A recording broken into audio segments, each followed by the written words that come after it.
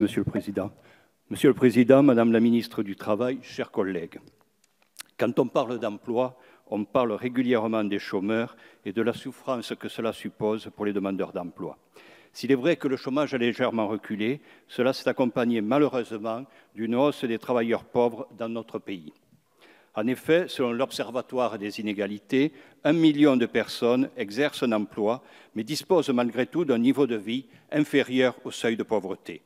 On ne peut donc pas se satisfaire de la situation actuelle, car ces travailleurs pauvres sont la France des oubliés.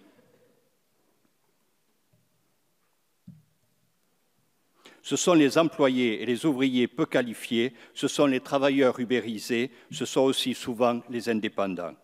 Albert Camus disait qu'il n'y a pas de dignité du travail que dans le travail librement accepté. Or, le modèle que vous êtes en train de promouvoir depuis les ordonnances travail et la réforme de l'assurance chômage est un modèle de travail subi, un modèle où le travail perd sa vocation émancipatrice.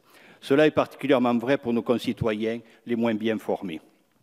Aussi, je voudrais vous parler d'un sujet régulièrement oublié, la situation des travailleurs précaires.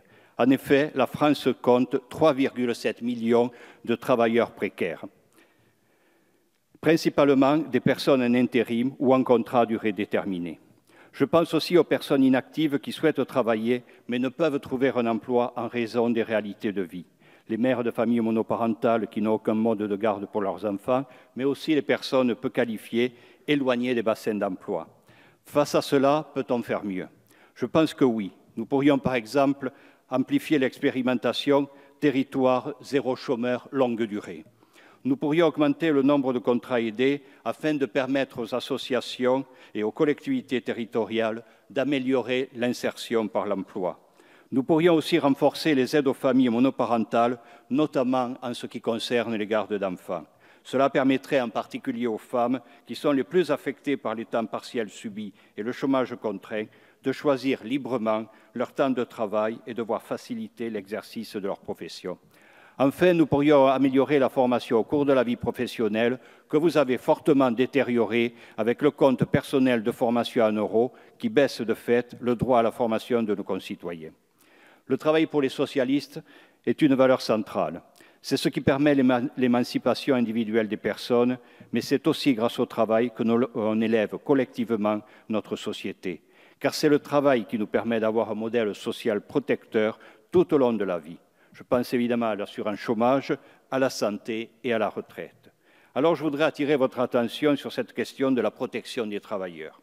Car dès votre arrivée au pouvoir en 2017, vous avez dégradé le compte pénibilité, c'est-à-dire l'instrument qui permettait de prémunir et de protéger les travailleurs de ce pays contre les risques liés au travail.